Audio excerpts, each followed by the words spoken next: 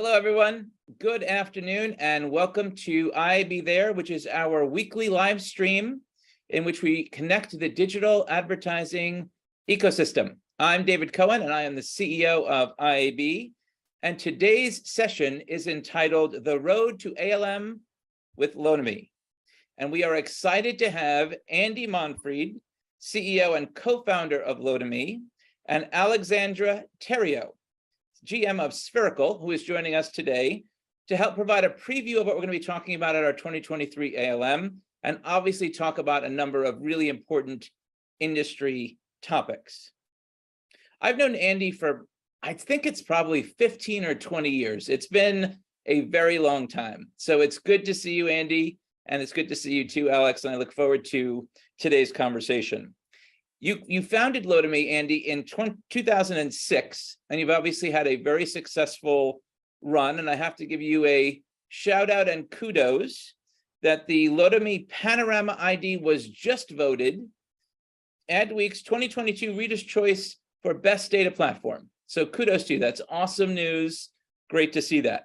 Thank you so much, David. After many years of doing this, it is sweet validation to see that that the market and some of the brands that we've yet to work with and some that we have are seeing the value in what we've done. So thank you for that. Awesome. That's great. And Alex, you are GM of the Spherical team.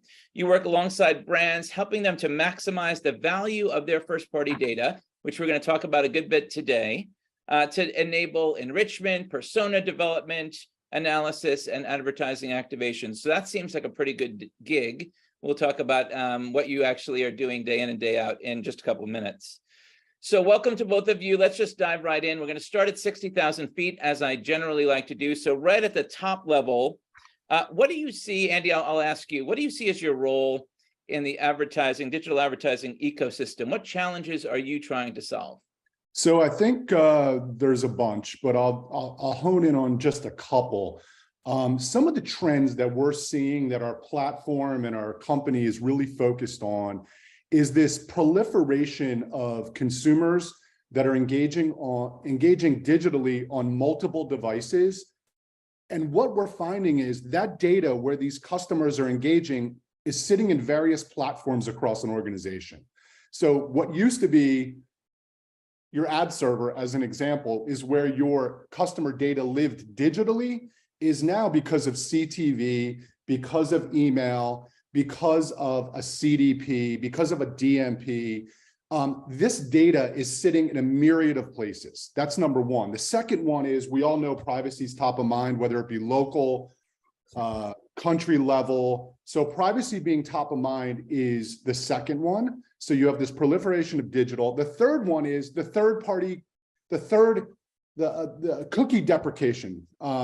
Third-party cookie deprecation has really removes the mechanism that was once available to create that connection between the multiple platforms and addressability. And I feel like that is a huge break for the industry, and we all know that. The fourth one is brands need attribution, and they are lacking that. And last, because the market has shifted away from third-party data, a platform and a tool is needed that is completely interoperable, that allows for enrichment, connectivity, and activation. And that is historically what our platform has done. And the product called Spherical enables that. Whether you have a CDP, whether you have multiple platforms internally, the strategy of enhancing your data, connecting it, and unifying it is what Lotame is about. Awesome. You might have answered that once or twice before. That was very, very succinct and well wrapped. Alex, is there anything that you would add to that? You don't have to. I just wanted to open it up if you have anything to add. No, I think he covered all the corners of that one. Okay, he's hired. Got it. All right. The next one, the next question I just wanted to ask, which I talk about a lot on the stages that we have at IAB, and I've been talking about it my entire career. There is innovation and standardization, and those two things are not the same. I think when I was on the agency side of the business, we focused a lot on innovation. What makes us different from every other agency? How do we win the next pitch? How do we do something that's different, better, and special than others? And that exists on the sell side too. If you're a buyer, you want to be able to buy something similarly across the free and open web. So that's really what IAB, now that I'm on this side of the equation, it's really about doing something that's right for the industry. How does the rising tide float all boats?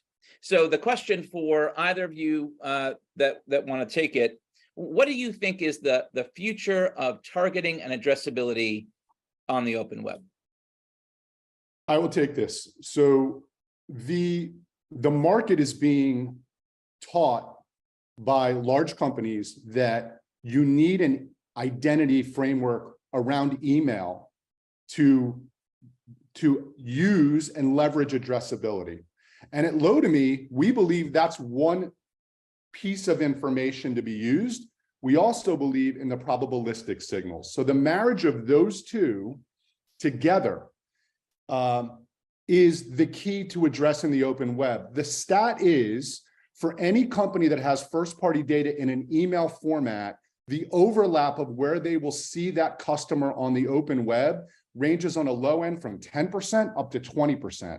Well, what are you going to do about the other 80%? Right. And developing mechanisms and ways using a platform that enables that connectivity, addressability to really communicate with those consumers is key. And I think that's what's been lacking when you have the big players that have a ton of first-party data around email, big publishers, big social companies. They've dominated the headspace and dominated the conversation for a large portion of the last 2.5 years. And we believe the market's coming around to understanding it's a combination of both. Yes. We actually, we do a piece of research that we call the state of data, which we've now done for several years. I think it's 5 years, 6 editions. And the design of that is to understand market readiness for changes in data use, addressability, privacy, et cetera. And it's exactly what you said. It's, are you spending enough time focused on the 80% where you might not have good visibility or good viewability into, pardon the word, into that first party? And I guess the answer to the question is the industry by and large isn't. We believe at IAB that the future is going to be not one thing. We're not going to have deprecation of third-party identifiers, and that's going to be replaced with silver bullet here. But we think it's going to be a portfolio of things. It'll be cohorts, it'll be contextual, it will be seller-defined audiences, it will be clean rooms, it will be first-party as well. But I want to just dive into the first party just a little bit more. So I think it's fair to say that you believe that we spend too much time myopically focused as an industry into the first party. Is that a fair assessment? No, I don't. I think that first party data is one of the most important underpinnings of a brand's, what IP. Let's be frank. It's the product they sell, their customers, their employees, and their culture. I think those are really key. But first party data is right at the front. So at no point in okay, so it's super important. Got it. Super important, super important. But I do think that it needs to be surrounded, almost like surround sound, or if you liken first party data to the engine of a car, an engine of an automobile, when Henry Ford created the Model T and when the combustible engine, that's first party data. Well, the engine in and of itself is a revolutionary thing, but you need tires, a steering wheel, totally, yep. GPS, an ever-evolving set of tools to make that engine more effective. And so many folks have focused on the engine, and yet there needs to be complementary pieces of that engine to make it a car, an automobile, and an airplane, whatever. That's a better way to state it. So I totally agree. So my characterization was incorrect. It's not that first party data isn't important. It can't be first party data without thinking about all the other components that you need to include if we're looking at a car analogy. So I get that. Now, is it fair to say that there are some marketers and marketer categories? I know it's fair to say, so I'll just say it is that first party data is much more, it's easier to come by, and you don't necessarily have to incentivize the creation and ingestion of that first party data. Talk a little bit about that, that dark alley, if you will. All first party data, I think you'd say, is not created equal. So if you could riff on that, either Alex or you, Andy, please do. Alex, why don't you take this one because so I don't appear to be dominating the conversation. I would agree there's absolutely some industries where it's harder. I would say even within certain industries, you look at the automobile industry, you've got the tier 1 versus tier 3. It's funny because the tier 3, the dealerships themselves, they actually are generating a wealth of first party data, while the brands at the tier 1 level, they're struggling to. They're kind of blasting out a lot of branding. They're just trying to generate awareness, whereas the dealers are the ones who are getting phone calls that are coming in, that are getting people who are coming in to say, can I set up a test drive? And so now I have your information that can be used in a authenticated environment. So I think it's more than just industry to industry. It's how do you generate a value exchange that is warranted, that me as a consumer am going to go and give you my information. I think CPG is a really challenging one, but there's even subsections of it.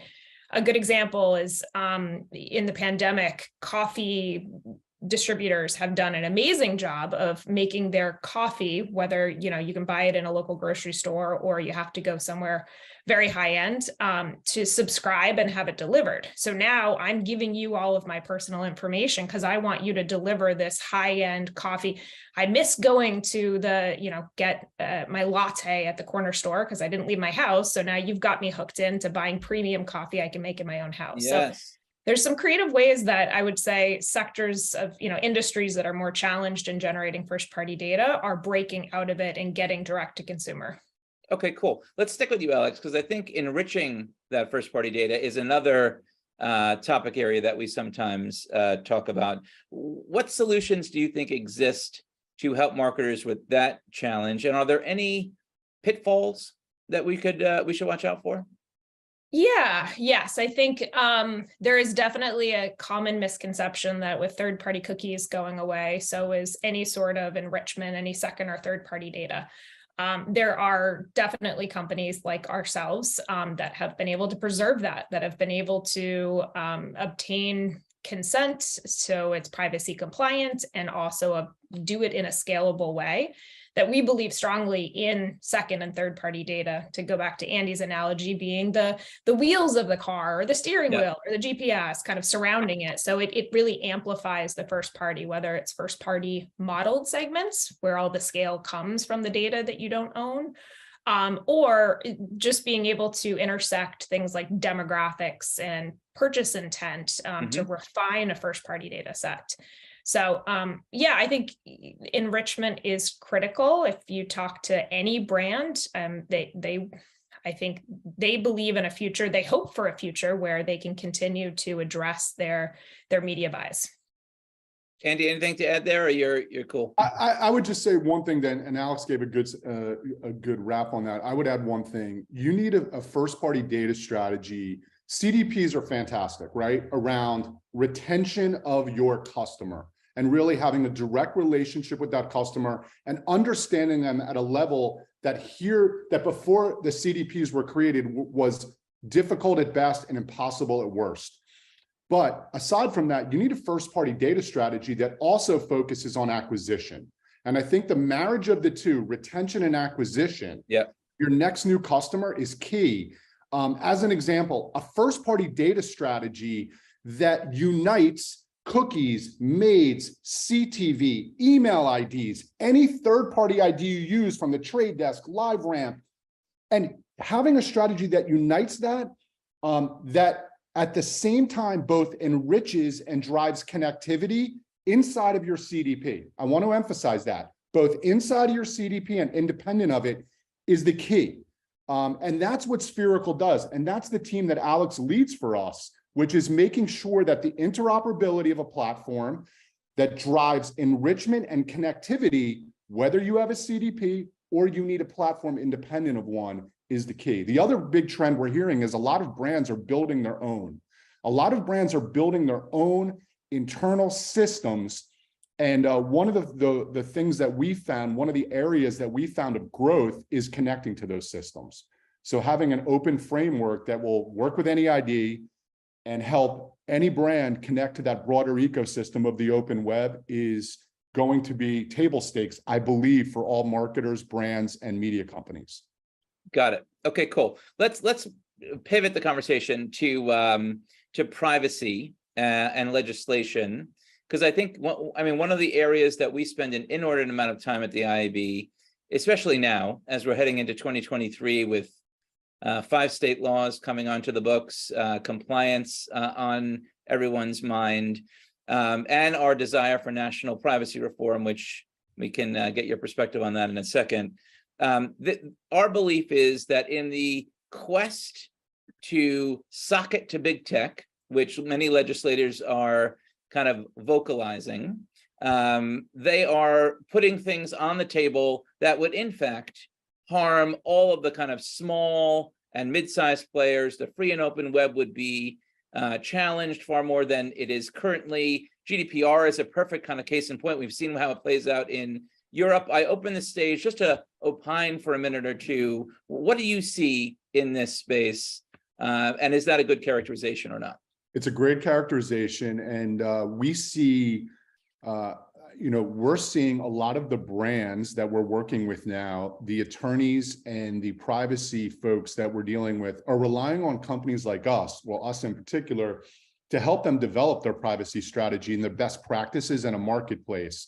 And recently we've had 3 or 4 very large consumer packaged goods companies who've asked us in a country by country jurisdiction for an absolutely clear and compelling case with procurement, with their privacy teams to work on the DPA and how the go-to-market strategy is for privacy, which 20 years ago was not the case. Yes. So the level of complexity around customer data is only growing, and having a partner like Lotame and others who lean into that fully, that say, whatever that local law is, we're not only going to be one step ahead, whatever it is, we're going to try to be one step ahead of it, with consent at the heart of the system and passing consent signals as much as you're passing first-party IDs and as much as you're passing any kind of enrichment and addressability capabilities. We believe that consent signal, if you have a strong strategy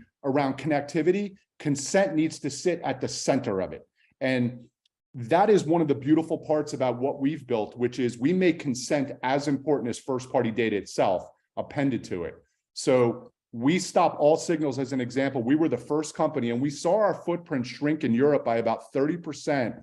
The day GDPR went live, we just basically said, if you don't pass us a consent signal, we're shrinking the footprint. It cost us revenue, but in retrospect, the CPMs went up. The cost for third-party data went up because it's higher quality with the consent signal. So there are ways of doing both and balancing that.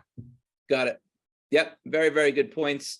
And we agree wholeheartedly. And I think the thing that goes kind of unsaid is that the cost of compliance, either in Europe for GDPR or for the 5 state laws that we have in the US, is astronomical for many of the kind of mom and pop shops, for a lot of the small businesses that are basically the fuel for our economy. And obviously that can't go unnoticed.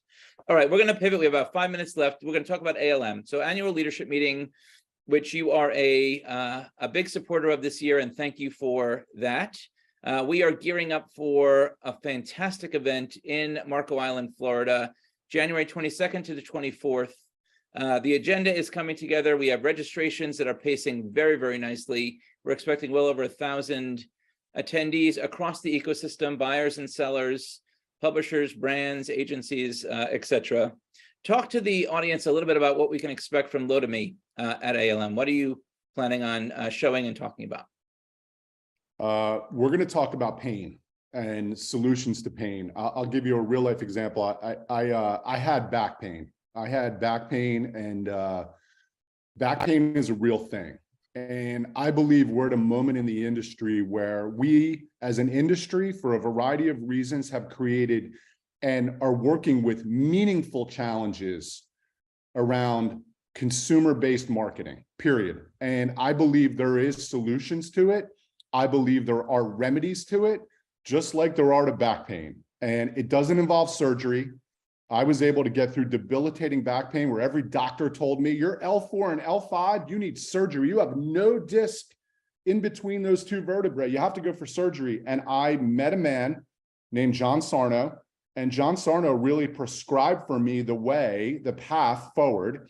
And I believe as an industry, I think there are ways to draw parallels to come up with some of those things that cause back pain. Unless you were hit by an 18-wheel truck or somebody dropped a refrigerator on you and you have a literal broken bone in your back, 90% of all back pain is curable.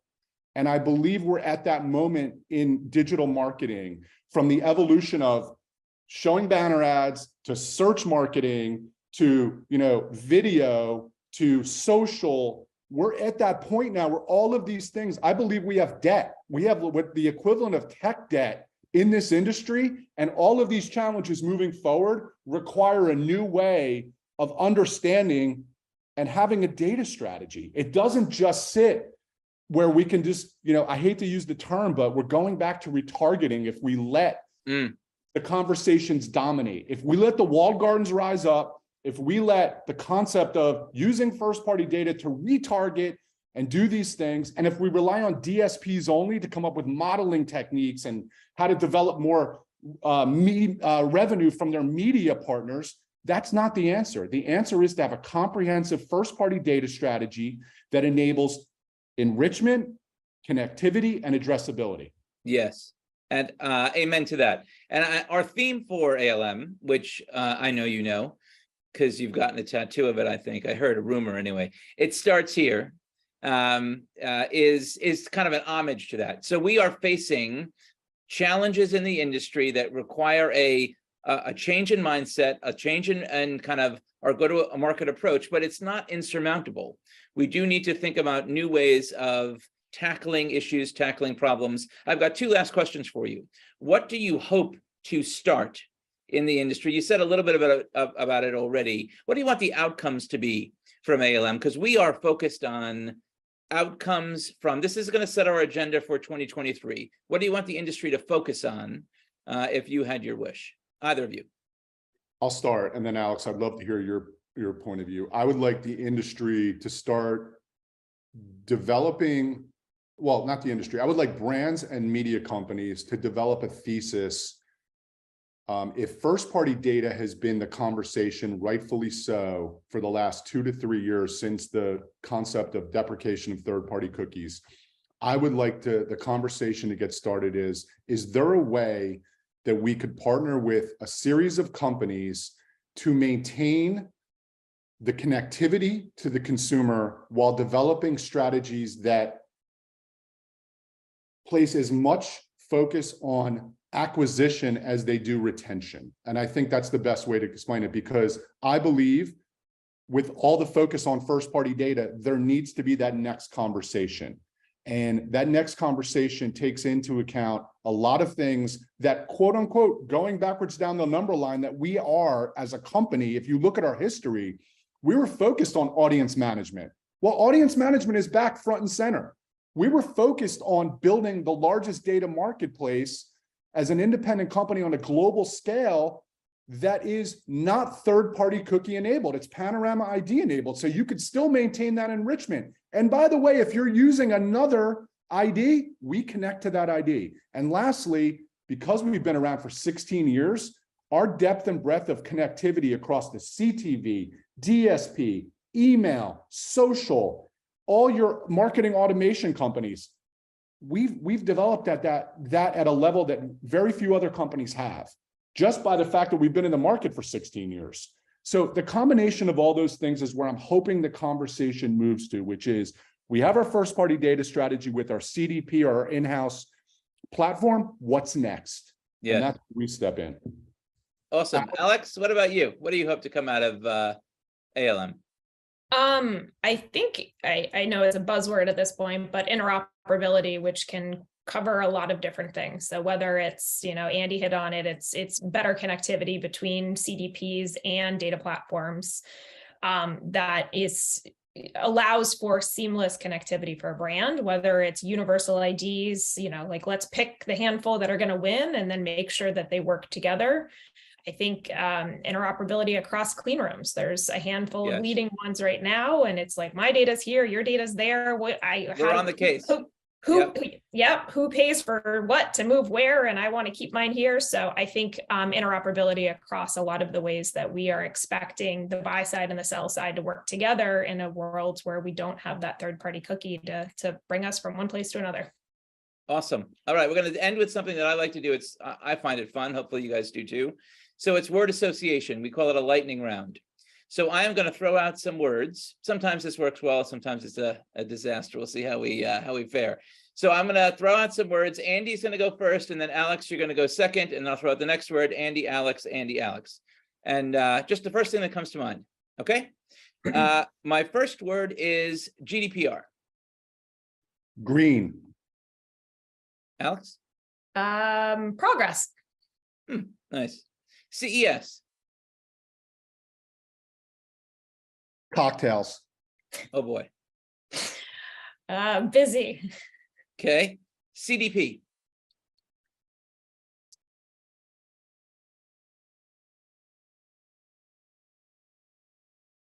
First step. That's 2 words. Okay, I know it's first. hard. One word. That's First. okay. First step. I got it first. All right, Alex. CDP. Known. CTV.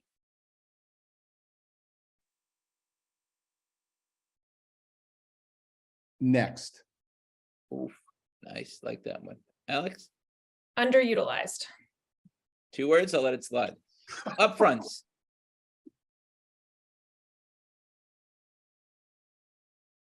1980s. Oof. Alex. Over. AI.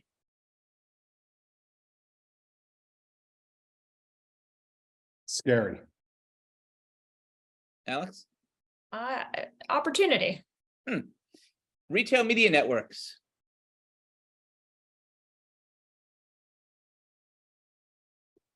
Enrichment. Alex. Crushing. Wow, this is good. I like it. Sustainability. Critical. Future. And finally, ALM. Love. Excited. You guys, that's a solid B+. That was really good. That was really, Wait, really good. we weren't a disaster. We don't fall in the disaster persona. No, definitely not. Definitely not. That was really good. Good answers. Pretty quick. Nice. I want to just say thank you to both of you. That was a great conversation. I think everyone that was listening got a good sense of what you're bringing to the market, what you're hoping to get out of ALM. I'm super excited about what. Can I say one thing to you? Under your leadership, I just want to say this, David. We have not been a main sponsor, but under your leadership with the branding and messaging that you've done, we are honored and so psyched to be a partner of yours and be involved with ALM. And a lot of it is a direct reason because of you. And I just want you to know that and hear that. We are so excited. And I just want to thank you for your leadership and your guidance and what you've put forth the last 1.5 years, 2 years. It's been great. So thank you. Totally appreciate that. Thank you so much, Andy. It's great to see you. It's great to see you, Alex. Look forward to the ALM continued conversation. Hopefully everyone found that interesting and enjoyable. This is David Cohen, and I'm signing out. Thank you.